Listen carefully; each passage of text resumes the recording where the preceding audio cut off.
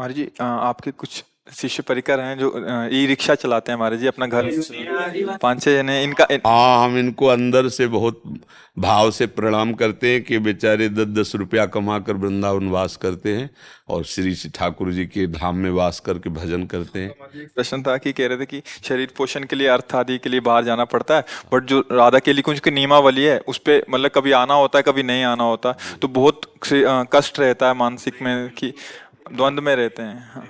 नहीं नहीं, आप अपने जैसे प्रातःकालीन सत्संग है श्री जी की मंगला आरती तक, इस समय तक तो आप रुको ही, इसके बाद चले जाओ और खूब रात्रि 8 बजे तक अपनी ये सेवाएं करो।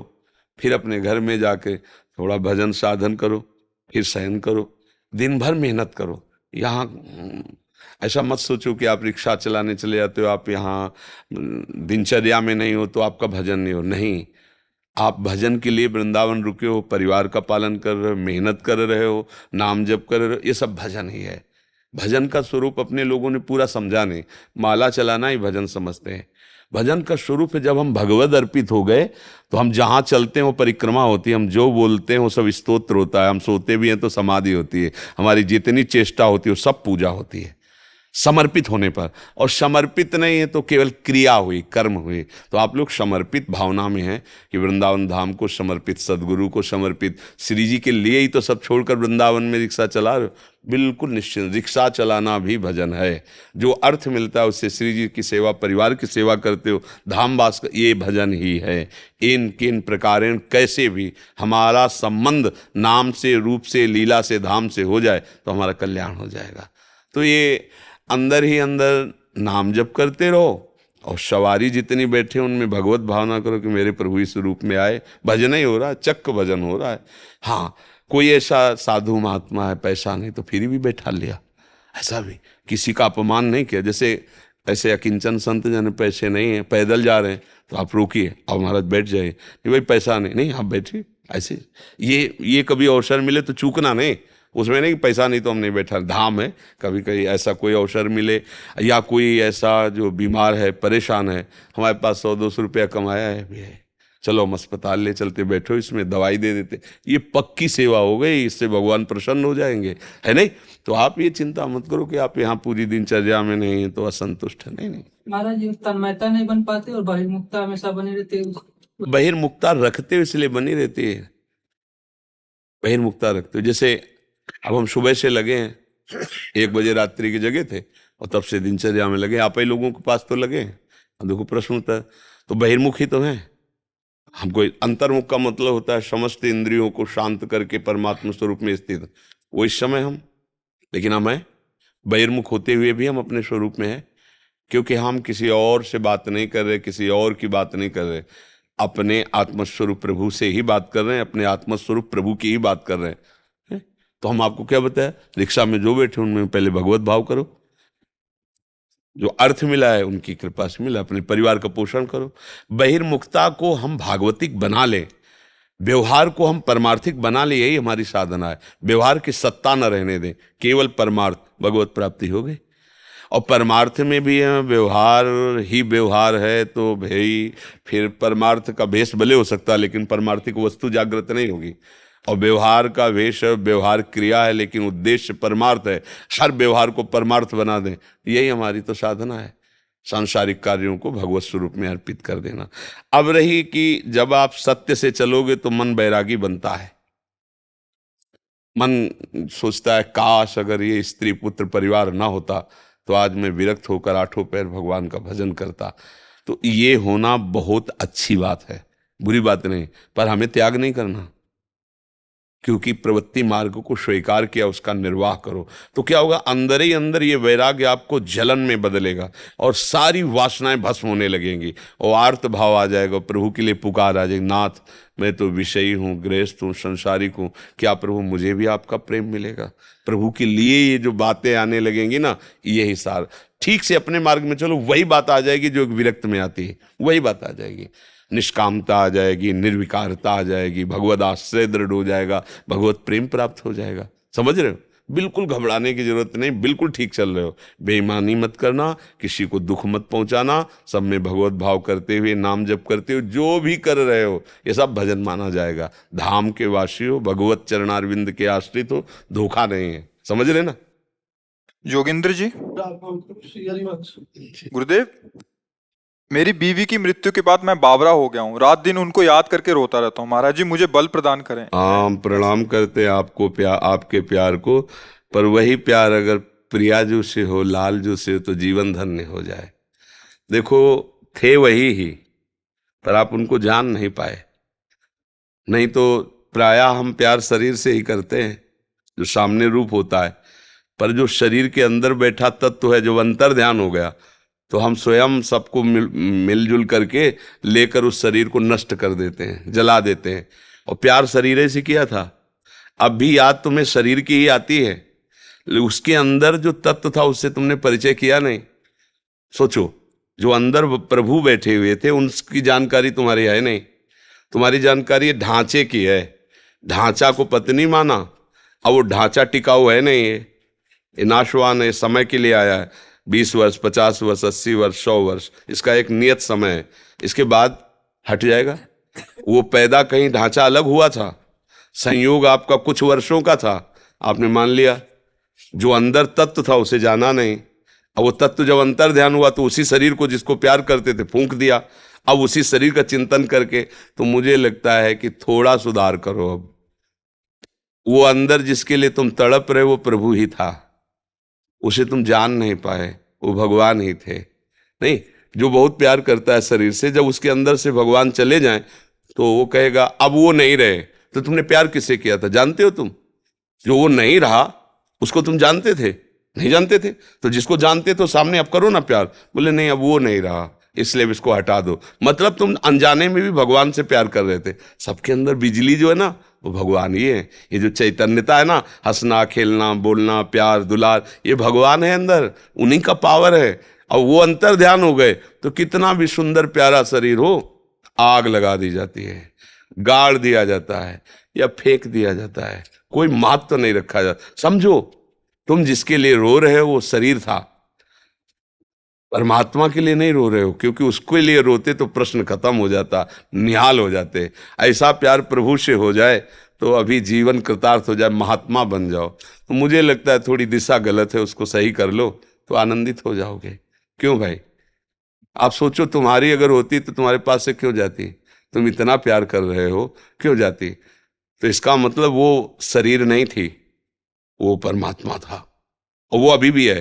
अगर तुम रो करके उसको पुकारो कि मुझे परमात्मा रूप से नहीं, मेरी पत्नी रूप से, तो वो पत्नी रूप धारण करके दिखाई दे देगा। वो आपको भाव में दिखाई देगा, मेरी पत्नी मेरे से बात कर रही, मेरे से मिल रही, क्योंकि बिजली वही है ना। उनको रूप रखने में कितना मिनट लगता है, वो तत्काल रूप रख लेते हैं। तो फिर भी वो रूप टिकाऊ नहीं है। जो रूप भगवान का है उनसे देखो, इतने से प्यार में तुम लट्टू हो गए, और प्यार समुद्र भगवान है। जब उसका प्यार आएगा तो तुम डूब जाओगे, तुम रह ही नहीं जाओगे, अस्तित्व तो ही नहीं रहेगा। मुझे लगता है अगर सुधार किया जाए तो हमारा प्यार करना सार्थक हो जाए। मेरा प्रभु ही सबके अंदर है, वही प्यारा है, उसी से हम प्यार करते हैं। चाहे जितना लाडला बालक हो, वो प्रभु चले जाए तो उसकी माँ से कहो अब रखो 2-4 महीने, तो वही पैसा देगी आपको कि जाओ इसको नष्ट कर दो शरीर को। क्यों? अब वो नहीं रहा। तो अनजाने में भी प्यार सब भगवान से ही करते हैं, पर जान करके प्यार करो तो बढ़िया सार्थक हो जाए जीवन। कितना बढ़िया भाव है कि उनकी याद करके उनके विषय में रोना। यही तो हम लोग जीवन भर मांगते रहते हैं प्रभु से, कि और कुछ नहीं चाहिए, आपकी याद करके आपके लिए तड़पूं, आपके लिए रोऊं, और वो आपको है। थोड़ा दिशा बदल दो, प्रभु की तरफ कर दो, तो अभी महात्मा हो जाओगे, और नहीं तो फिर यही दुर्गति करा देगा। मृग का चिंतन करते हुए मरे तो अगला जन्म मृग बने ना, स्त्री का चिंतन करते हुए मरोगे तो स्त्री तो मिलेगी नहीं, तुम खुद स्त्री बनोगे और फिर फंसोगे किसी पुरुष शरीर में। यही तो क्रम चल रहा है। फिर पुरुष शरीर में तुम्हारी प्रीता होगी कि मेरा पति है। इसका उदाहरण है पुरंजनोपाख्यान भागवत में है। तो पुरंजन ने एक सुंदर स्त्री को देखा, राजमहल 9 दरवाजे का, पूरा बगीचा, लुभायमान हुआ, इतना आसक्त हो गया कि जब मरा तो उसका चिंतन हुआ, तो वो जाके स्त्री बना, मगध देश राजा की रानी बना। अब वो युद्ध में राजा मारा गया, और वो अपनी चूड़ियां फोड़ के रो रहा था। तो भगवान उसको ज्ञान देने के लिए गए, बोले तू जानता नहीं मैं तेरा मित्र हूं, अविज्ञात सखा, जिसे तुम जानकारी नहीं रखते हो वो मैं तुम्हारा मित्र हूं। न तू स्त्री है न पुरुष है यार, पिछले जन्म में तू पुरंजन था, स्त्री में आसक्त हुआ, अब आकर के मगध देश की रानी बना, अब तेरा पति चला गया, उस पर आसक्त हो रहा। ये क्रम कब तक चलता रहेगा? सावधान, तू न स्त्री है न पुरुष है, मेरा अंश है, मेरा भजन। उसी समय उनको वैराग्य हुआ। तो ये सावधानी कर लो तो जीवन सार्थक हो जाएगा, नहीं तो फिर। एक हमने और दर्शन किए थे, एक वयोवृद्ध थे, तो एक जैसे भगवान की पूजा की जाती है, फोटो रखते हैं लोग, छवि रखते हैं, ऐसे वो अपनी पत्नी की छवि रोज छाती से लगा के रोते थे। उस समय हम ब्रह्मचर्य आश्रम में थे। वो उन्होंने कहा मुझे कोई भगवान पर श्रद्धा नहीं, कोई, हमारी पत्नी छीन ली भगवान ने, और पत्नी की छवि रखते हैं ऐसे। तो हमें अच्छा लगा, इस बात का अच्छा लगा कि यार इतनी आसक्ति, अगर इतनी आसक्ति भगवान में हो जाए तो जीवन कृतार्थ हो जाए। हम उससे उदाहरण लिया कि हमको इतनी ही आसक्ति भगवान पे करनी जैसे पत्नी में की है, कि उनकी बात आते ही हृदय आह भर जाए, मेरे प्रीतम, मेरे प्यारे, मेरे जीवन धन। तो ये मन है, देखो फंस गया ना। एक धनुर्दास जी नाम के महान संत हुए हैं, वो अपनी पत्नी में इतने आसक्त थे कि एक क्षण के लिए भी उससे अलग नहीं होते थे।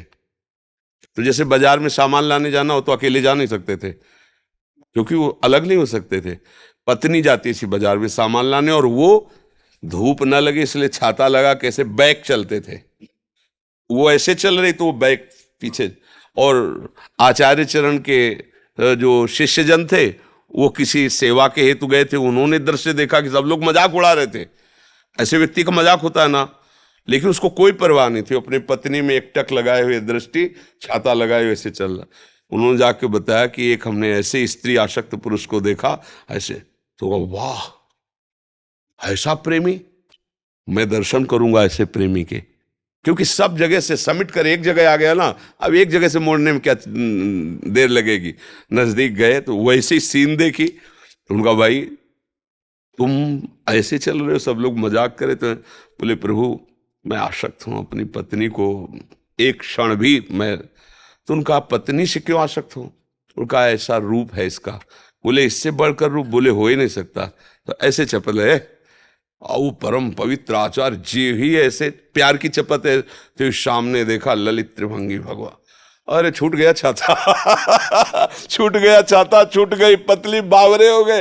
अरे कृष्ण का रूप। अब वो तो बस महान संत हुए, धनुर्दास जी उनका नाम हुआ। तो देखो कहीं ना कहीं हमें सुधरना चाहिए। भगवान की कृपा है आप पर, जो आप सत्संग में आए, आप संत समागम। हमें लगता है कि अब थोड़ा नाम जप करके रो नहीं, राधा राधा राधा लाडली, मैं जान नहीं पाया, आप ही सब, ये मेरा भ्रम हटा दो, कृपा कर दो, अब मेरा जीवन सुधार दो। मुझे ऐसा प्यार चाहिए जो मेरे से कभी बिछुड़े ना। वो प्रभु हैं, कभी नहीं बिछुड़ेंगे, कभी नहीं। और यहाँ का सब प्यार बिछुड़ने वाला है, नहीं बिछुड़ने वाला। मान लो आपने गुरु माना, अब ये शरीर कितने दिन रहेगा? एक दिन नष्ट होगा। आपका शरीर कितने दिन रहेगा? एक दिन नष्ट होगा। लेकिन गुरु में यदि भगवान की बुद्धि की कि मेरे भगवान है, तो सदैव रहेंगे। शरीर भले चला जाए, आपके भाव में गुरुदेव बैठे रहेंगे। तो मुझे चाहिए कि हमारा जीवन भगवान से जुड़ जाए, सोई विश्राम मिलने वाला है। यहाँ सब धोखे का खेल है, कब कौन कहाँ बिछुड़ जाए कुछ पता नहीं है, कब कौन हमको छोड़कर चला जाए कुछ पता नहीं। एक है जो कभी नहीं छोड़ता है, वो भगवान है। भगवान के बिना कोई हमारा नहीं। यही सत्संग में, यही शास्त्रों में, यही संतों ने अनुभव किया है और उसी का वर्णन करते हैं। नाम जरूर जपिए, कुछ समय निकाल करके नाम जरूर जपिए, अभ्यास कीजिए, बीच बीच में बोलने। जो आपको नाम प्रिय हो, हमारे प्रभु के सब नाम महामंगलमय है।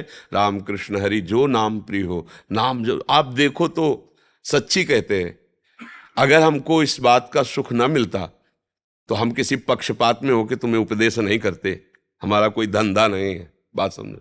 आपसे कोई पैसा थोड़ी लिया गया है, आप हमारी आत्मा हो। हमने आपका अन्न पाया है, भिक्षा पाई है गृहस्थ की, तो हमारा कर्तव्य बनता है कि जो हमें गुरु प्रसाद से मिला है वो समझो। हम ये उपदेश केवल आपके मंगल के लिए दे रहे, केवल मंगल के लिए। अगर आप थोड़ा भी 10 मिनट भी अपनी दिनचर्या में ऐसा ले आए कि राधा राधा राधा, कृष्ण कृष्ण कृष्ण, तो आप खुद आगे देख लेना। पर इसके साथ आपको परहेज करना पड़ेगा। पराई माता बहन के साथ गंदी दृष्टि, और ये जो खान पान की छूट आपने दे रखी, राक्षसी भोजन, इसका त्याग करो। 10 मिनट केवल जप करो, वही 10 मिनट आपको उठाने लगेगा। अब आप थोड़ी देर तो नाम जप करते हो, इसके बाद गंदे आचरण, तो एक बार पोछा लगा दो, फिर वहां से पंखा चला करके धूल फेंक दो, पूरा गंदा हो जाएगा, पहले से भी ज्यादा गंदा हो जाएगा। हम लोग ऐसे ही हैं कि थोड़ा तो पोछा लगाने की कोशिश करते हो, उससे कई गुना बढ़कर गंदगी फेंक लेते हैं अपने हृदय में। फिर कहते हैं 18 वर्ष हो गए, 20 वर्ष हो गए, हमें कोई लाभ। नियम से चलो ना, परहेज से चलो। देखो दवा काम करती है कि नहीं? अरे हम भगवान के बच्चे हैं, भगवान देख रहे हैं कि उनकी कितनी प्रबल माया है, पर हम उनके आश्रित तो हो ना, उनको पुकारें तो फिर देखो कितना अच्छा लगता है। हम कहते हैं कि बिना भगवान को अर्पित किए भोजन मत पाओ, आपकी बुद्धि शुद्ध हो जाएगी। तो कहते भगवान को क्या भोग लगाना है? देखो जैसे तुम पिता हो, तुम मीठा लेके आए, 4 बच्चे हैं, चारों को दिया, उनमें से एक बच्चा दौड़ के आया और आपकी गोद में बैठ के आपके मुख में ऐसे लगा दे, आप क्या करोगे? हृदय भर आएगा। और दूसरा हाथ ऐसे गोदी में लेके उससे छीन के उसको पाओगे। ये सौभाग्य वो 3 नहीं पाए जो खाने लगे। बस प्रभु की दी हुई वस्तु है, पर जब आप प्रभु को भोग लगा के पाओगे तो उनका दुलार मिल जाएगा, उनकी कृपा मिल। अब ये लोग समझते नहीं हैं, अरे भगवान को क्या भोग लगाना, भगवान तो सबका, तो जैसे वो पिता ही लाया है, लेकिन वो दौड़कर पिता के जब मुख में लगाया ना तो उसकी आत्मा भर गई। अच्छा इतना प्यार, और वो दुलार करके फिर अपने हाथ से पवाएगा। तो ऐसे ही भगवान का जब हम प्रसाद पाते हैं तो प्रसादे सर्व दुखा नाम हानिरस्य उपजायते, समस्त दुखों का नाश करके प्रसन्नता प्रदान करता है। अब भला हम मांस का भोग कैसे लगा सकते हैं? गंदी बातें, गंदे आचरण, गंदा भोजन, गंदा पेय। और इसके बाद अगर हम सोचे कि सुखी हो जाएंगे तो आप लिख लो, चाहे आप कुबेर का खजाना प्राप्त कर लो तो भी आप सुखी नहीं हो सकते, क्योंकि उसमें सुख नहीं, सुख विचारों में है, सुख संतोष में है, सुख हृदय की शांति में है। हृदय शांत नहीं तो फिर किस बात का? जब आप अधर्माचरण करोगे तो ध्यान रखना, आपके परिवार में ही ऐसे व्यक्तियों का जन्म हो जाएगा, ऐसे विचारों वाले का संयोग बन जाएगा, जीवन भर जलोगे। सब कुछ करके आए, घर में आए, देखा कलह और अशांति, असंतुष्ट, तो आपको लगेगा इससे अच्छा वहीं पड़ा रहता तो है। कितना अब क्या करोगे? किसके लिए कमाओगे? जिनके लिए कमा रहे हो वही तुम्हारी अशांति का रूप बनेंगे। अगर धर्म से चलोगे तो भले आप बाहर से थके आ रहे हो, घर में आते ही आपका हृदय शीतल हो जाएगा अपने परिवार से मिलते हुए। धर्म से लोगों का मतलब किसी भी तरह सुख सामग्री आवे, रुपया पैसा आवे तो हम सुखी हो जाए, नहीं नहीं, भूल मत करो। अगर तुम अधर्म से चलोगे तो जिनको तुम सुख मान रहे हो, मान लो पत्नी है, पुत्र है, परिवार, वही ऐसी बुद्धि से युक्त हो जाएंगे कि जीवन जीना मुश्किल तुम्हारा हो जाएगा। और अगर धर्म से चलोगे तो वही ऐसे हो जाएंगे कि सारा दुख जो लेके दिमाग में है उनके पास बैठते ही, हंसते खेलते ही सब खत्म हो जाएगा। तो भगवान सुख का संविधान करने वाले हैं और वो तुम्हें देख रहे हैं। कोई मिनट ऐसा नहीं है जो तुम उनकी दृष्टि में न हो, कहीं छुपा के कुछ भी करो, वो देख रहा है। हिसाब तो उसको देना, हिसाब वाला देख रहा है तो दूसरों से क्या लेना देना। यदि आप सत्य में चल रहे हो, लोग तुम्हें गाली दे रहे, कोई फर्क नहीं, क्योंकि हिसाब देने वाला देख रहा है। वो जब हिसाब करेगा सबके मुंह बंद हो जाएंगे। और लोग वाह वाह कर रहे हैं लेकिन तुम गलत कर रहे हो, जब हिसाब आएगा तो सब थूकेंगे तुम्हारे ऊपर। इसलिए हिसाब देने वाले भगवान से सावधान रहो, वो सब जगह देख रहे हैं, उनका आश्रय लो, नाम जप करो, मंगल हो जाएगा।